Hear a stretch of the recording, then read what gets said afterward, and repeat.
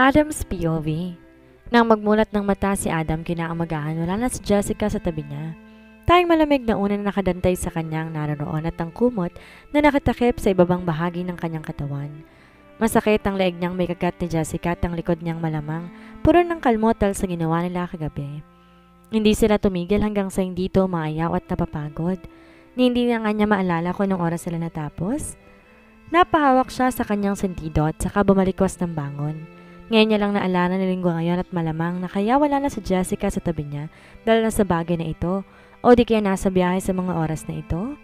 Ngayon gaganapin ang ilegal na subastahan kung saan kasama si Jessica sa isusubasta.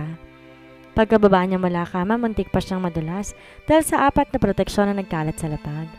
Jessica wanted him to use protection since they were in a complicated relationship. Pero dahil advance siya mag-isip at ayaw niya itong mawala ulit sa kanya, inuutakan niya ito at hindi nito nalalaman. Oo nga't gumagamit siya ng proteksyon pero ang isa lang ang may laman. Ang iba sinusuot niya lang at saka tatanggalin nang hindi nito nalalaman. Kusa siyang napangiti sa kalokohan niya at mas lalo pang lumawak ang pangiti niya na makita ang nagkalat niyang damit sa lapag kasamang napunit na undies ni Jessica. She was so hot last night at nagawa niyang sirain ng undies nito. Oh my! I badly need cold water early this morning. Singhal niya sa kanyang sarili nang maramdaman ang pagkabuhay ng kanyang kasangga. Hindi niya naman masisisi ang sarili dahil napaka-hot talaga ni Jessica sa paningin niya. Kahit may pilit to sa tiyan at bakas ng kadena sa leeg at pulsuhan, hindi yan naging kabawasan sa taglay nitong kagandahan. Noong gabing nakita niya ang kamay nitong may sariwang sugat at tahi, ay nagtaka siya. So he did his research. Ayaw niya magtanong kay Francis dahil nainis siya sa lalaki. Nagtanong pa rin siya. Nalaman niyang lahat na nangyari kay Jessica mula nung gabi na tinalikuran niya ito. Ilang beses niya man sisihin ang kanyang sarili, wala na mangyayari. Hindi niya na pwedeng ulitin ang nangyari ng gabing yon upang iligtas sana ito. Kahit siya gulong-gulo ng gabing yon, ang isa sa pinakamalaki nilang investor na si Mr. Adamson ay nag-pull out sa Gafford Group of Companies or GGC. Pinull out nito lahat ng investments dahil hindi natuloy ang kasal niya sa anak nitong si Pia. Hindi niya mahal ang babae nga at hindi niya kailanman matututunang mahalin kahit malugi pa ang buong kumpanya nila. Halos tapusin na siya ng kanyang ama dahil sa ginawa niya. Gusto nitong ipasa walang bisang kasalin na Jessica noon pero hindi siya pumayag. Pinahinto rin siya nito sa pag-aaral at di na tumuloy sa Florida. Tinanggalan din siya nito ng mana at lahat ng cards at cash niya ay kinuha nito. Pinalayas din siya nito sa mansyon at kinuha ang kondo niya sa Las Casas. Walang natira sa kanya kahit isa. Walang kaibigan, walang pera o sasakyan, walang kapatid na tumulong sa kanya. Wala ang boses ng mama niya upang ipagtanggol o tulungan man lamang sana siya. Lahat wala. At nawala rin si Jessica. He almost lost himself. He lost the love of his life, his family, everything. Naranasan niya magtrabaho sa maliit na kandiliya na malapit sa Club B, ang dating bar na pinapasukan ni Jessica, until his mother tried to reach out to him. Pinadalahan siya nito ng malaking halaga ng pera at wag daw ipapaalam sa daddy niya. Doon niya nalaman na nakasanla ang lupa at bahay ni na Jessica sa Santa Maria, kaya naman walang kabog-abog na binili niya yon. Namasukan siya bilang gwardiya sa isang convenience store hanggang makita siya ni Mr. Adamson. Kinuha siya nitong personal driver at kalaunan, pinapasok sa sarili nitong kumpanya. Nang malaman ng daddy niyang nagtatrabaho siya sa kumpanya ng Adamson ay muli siya nitong kinausap. Muli siyang tinanggap. Pinagtrabaho siya sa sarili nilang kumpanya bilang maintenance utility. Hanggang sa tumaas ang ranggo niya at saka pa lamang siya muling tinanggap ng buo ng daddy niya. Hindi man ito literal na sinabi sa kanya ang salitang sorry. Naramdaman niya naman na nagsisisi na ito sa pagpaparusa nito sa kanya.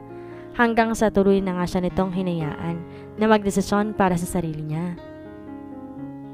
Kung uulitin man ang nangyari sa buhay niya sa nakalipas na 6 na taon, handa na siya natanggapin iyon. Walang lang mawala si Jessica sa kanya. Hindi siya papayag na maisawalang bisa ang kasal nila. Hindi siya papayag na maikasal sa iba. At mas lalong hindi siya papayag na maranasan nito ang mga naranasan niya dahil lang sa baluktot na pananaw ng daddy niya noon. But that was all in the past. Tapos na yon. Ang mahalaga na lang sa kanya ay ang ngayon. At ngayon nga, may papagkakataon ulit siya para makasama si Jessica. I will do everything just to win her back again. Bulong niya sa sarili. Kahit buhay ko pa ang kapalit, handa akong tanggapin ng paulit-ulit. Jessica's POV. Shangri-La Hotel, Baguio City. Halos mag-aalas-2 pa lang na madaling araw, tahimik na sila ni Jessica sa mansyon ng mga Gafford. Kahit na nananakit ang buo niyang katawan dahil sa nangyari sa kanila ni Adam ay pinilit niya pa rin makaalis doon nang walang nakakaalam. Nakatanggap siya ng mensahe mula kay unknown na kung hindi siya dadalo sa magaganap na subastahan ngayong linggo, ito mismo ang gagawa ng paraan para masundo siya. Hindi niya alam kung paano nito nalalaman kung saan mang bahagi ng Pilipinas siya naroon at kung ano ang mga ginagawa niya. Sa takot niya na baka isa si unknown sa mga kumitnap sa kanya ay siya na nagkusang bumiyahe papunta ng Baguio City. Ang malala pa ron, baka pati pamilya niya madamay sa kanila sakali mang magmatigas pa siya. Ngayon natitiyak na siya na hindi niya talaga dapat pagkatiwalaan si unknown. Suot ang itim ng jacket na hanggang hita ang haba. Itim din na leggings, pinasok niya ang Shangri-La Hotel kung saan gaganapin ang iligal na subastahan. Lumapit siya sa receptionist, sinabi ang pangalan niya bilang Purple na siyang bansag sa kanya bisang isang illegal transporter. Yan din kasi ang sabi sa natanggap niyang mensahe mula kay unknown, ang magpakilala siya bilang Purple at ipakita ang kanang kamay niya na may tahi kung saan naroon ang tracking device na naligay sa kanya ng mga kumendap sa kanya at alam na mga to ang gagawin. Isang matangkad na lalaki, malaki ang katawan at armado ang lumapit sa kanya. Hinawakan siya nito sa pulsuhan niya at saka siya inalalayan makasakay ng elevator. Pinindot nito ang 15th floor kung saan magaganap ang subastahan. Habang pataas ng pataas ang elevator, hindi niya maiwasan ang panlamigan ng katawan. Bumibilis ang tibok ng puso niya at namamawis ang mga palad niya. Pakiramdam niya pa nga ng lalambot at nanginginig ang mga tuhod niya.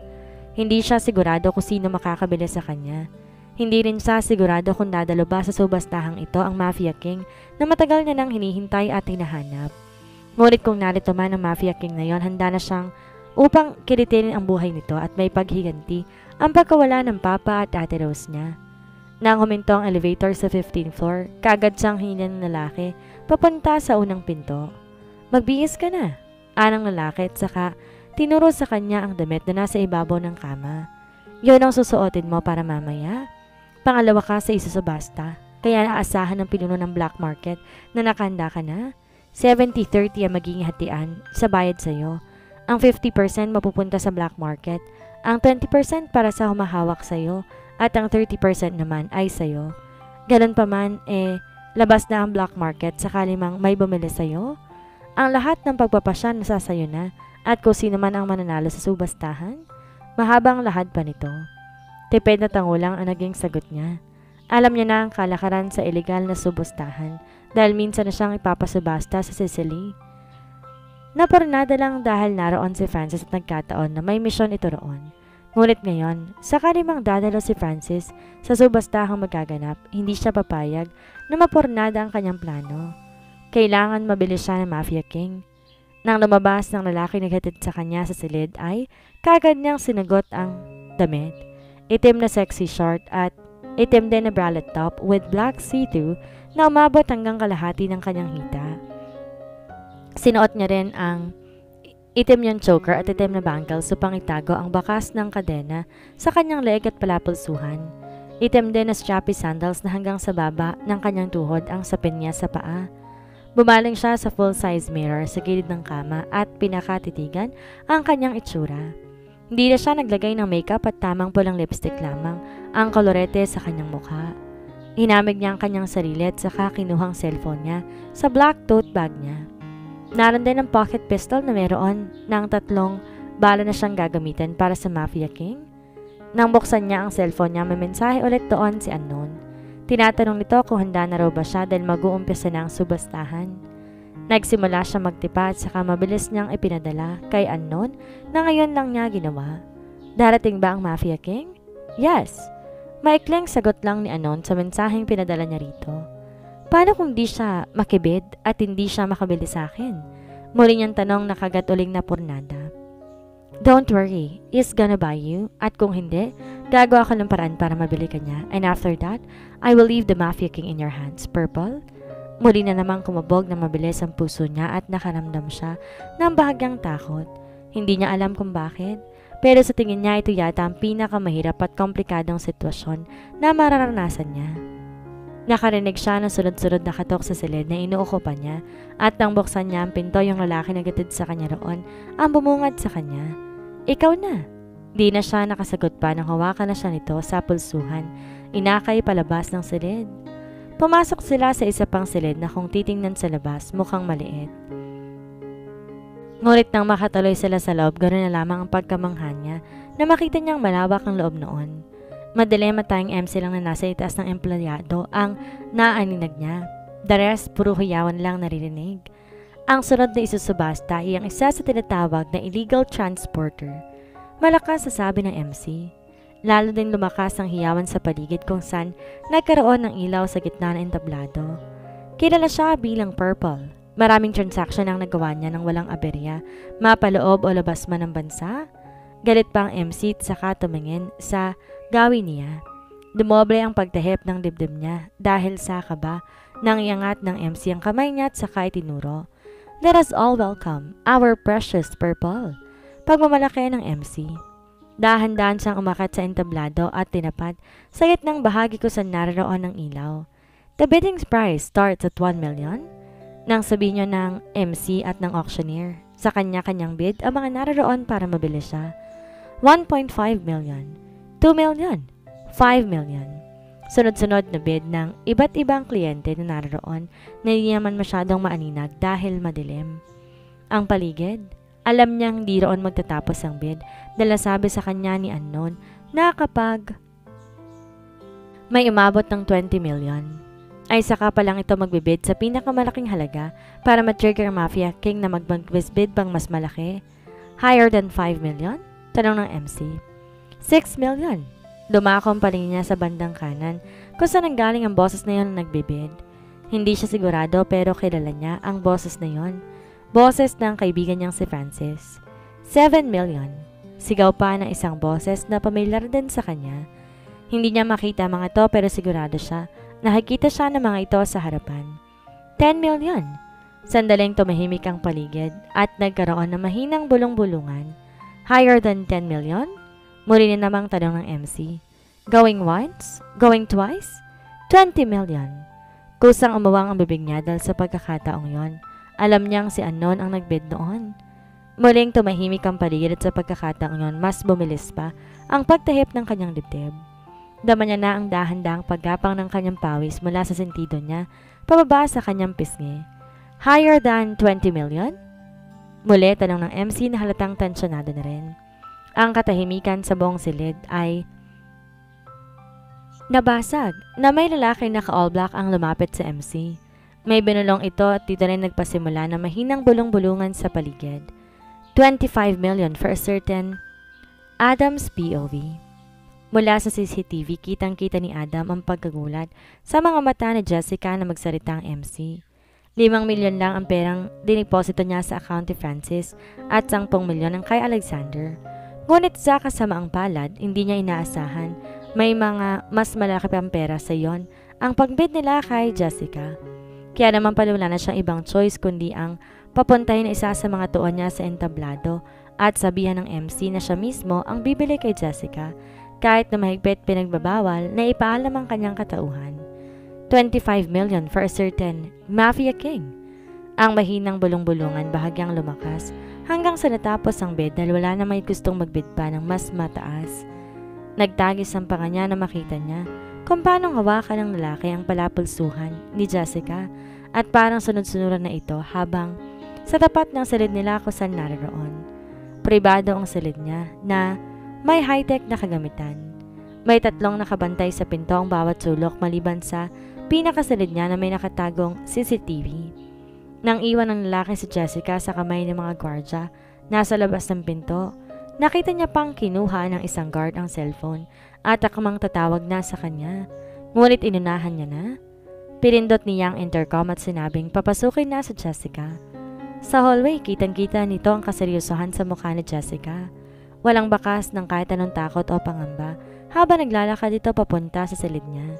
Tanging ang itim nitong tote bag lang ang dala nito na mabilis lang tiningnan kanina ng gwardya.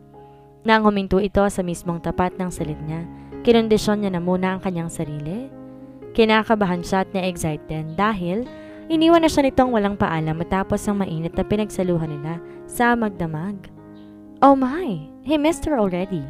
Na makarinig ng katok sa pinto ay kusang sumili ang matamis ng ngiti sa kanyang labi, tsaka walang pakialam na binuksan ang pinto.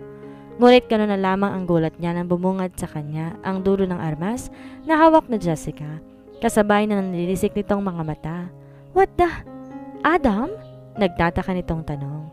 Ang galit sa mga mata nito na palitan ng pagkalito at pagkagulat. Ikaw ang Mafia King? Dahan-dahan siyang tumango sabay ng pagtaas niya sa magkabila niyang kamay. Put the gun down, my sweet. Aniya sa mababang tono. Ang sandaling pagkalito sa mga mata nito kaagad na nawala at napalitan ng galit. Tatapusin na kita. Kasabay ng pagkasabi nito niyon ay ang pag-alingangaw na isang putok ng armas at ang pagsirit ng sakit sa kanyang tagiliran. Kagad siyang bumagsak at sa nanlalabong paningin ay kitang-kita niya kung paanong nawala ng malay si Jessica at kinuha ang 4 na lalaki. Jessica? Jessica's POV. I didn't pull the trigger. Paulit-ulit niyang sinisigaw iyon sa kanyang isip habang nakapikit. Wala siyang lakas na imulat ang kanyang mga mata. Wala siyang ideya kung nasaan siya. Kung ano ang nangyayari sa paligid niya at kung bakit siya nakakaramdam ng panghihina. But one thing is for sure, I didn't pull the trigger. Malakas niyang sigaw kasabay ng pagdilat ng kanyang mga mata. Nagtatakang napatitig siya sa 4 na sulok ng kulay puting silid. Tayong puting hospital bed at maliit na mesa lamang ang naroon. Walang kahit anong gamit maliban doon. Nang akmasi ang babangon, muli siyang napahiga. Tulad ng dati, may mga kadena nakasuot sa magkabilang niyang kamay, leeg at mga paa. Naninikip ang puso niya sa takot na lumulukob sa kanya. Umaagos din ang luha at kulay pulang likido mula sa kanyang kamay na may sugat. Wala nang tahi doon at muli, sariwa na yon. Ganon pa man wala siyang maramdamang sakit. Nakaramdam siya ng hilo at nais na ng masuka dahil sa kanyang nakikita. Nanlalambot siya tila hindi nakakapag-isip ng tama. Bumaning ang kanyang paningin sa pinto ng bigla. Bumukas iyon at may pumasok 3 nakasuot ng kulay puti na overall suit. Anong gagawin niyo sa akin? Nasaan ako? Nilakob siya ng takot at pinanganigan ng katawan. Pakawalan niyo ako rito. Pakawalan niyo ako. Walang nagawa ang pagpapamiglas niya dahil sa kadenang nakatali sa kanya. Nilabas ng isang nakasutang gunting at patalim na kinalaki ng mga mata niya. No! Pakawalan niyo ako. Ayoko na, please. Ayoko na. Pumalahaw siya ng iyak dahil alam niya na ang mga sunod na mangyayari. Nilabas din na isa pang nakasutang isang pakete ng ipinagbabawal na gamot. Nang tinaas ng mga ito ang mga suot niyang lab gown, marin siyang napapikit habang umiiyak pa rin. Tanging hikbi niya at kalansing ng mga gamit ang maririnig sa 4 na sulok ng silid hanggang sa muling bubukas ang pinto. Wait! Kagad siyang nagdilat ng mga mata upang makita ang isang gwapong lalaki. Sa tansya niya, matanda lang to sa kanya ng 3 hanggang 5 taon. Matangkad, maputi, may pagkatsinito at maganda ang pangangatawan nito na hindi kababakasan ng tunay nitong edad. Buong buo din ang boses na parabang ilang beses niya nang narinig. Nang tumingin to sa kanya, sumili ang tipid ng ngiti sa labi nito. How are you, Purple? Tanong nito habang mariing nakatingin sa kanya. Kumunot ang noon niya dahil sa tinawag nito sa kanya at sa boses nito. Sino ka? Nang ihinang tanong niya. Wayne Lee. Anito na kinalaki ng mga mata niya. Kaisa isang anak ni Warren Lee, ang Chinese businessman na walang awa niyong pinasnang. Anyway, I'm here to congratulate you. Muling kumunot ang noon niya kasabay ng katanungan sa kanyang mga mata. Nasa kabilang buhay ng Mafia King at hindi yun mangyayari kung hindi dahil sa'yo. Sa wakas, wala nang po pwedeng humadlang sa lahat ng plano ko. Now I want you to choose, my dear Purple. Gusto mo bang maging Mafia Queen ko o manatiling illegal transporter ko? Napaawang ang bibig niya sa pinagsasabi nito. Hindi niya kinalabit ang gatilo ng armas na itinutok niya kay Adam. Hindi niya to pinaspang. Hindi niya kaya at lalong di pa ito patay? Who are you, really? Kuryosong tanong niya. Sumili naman ang pinangiti sa labi nito bago siya sinagot. I am the new Mafia King and yes, I am the Supremo who adopted you 6 years ago. Ako ang tumapos sa papa at kapatid mo nung gabing kinuha ka ng mga tauhan ko.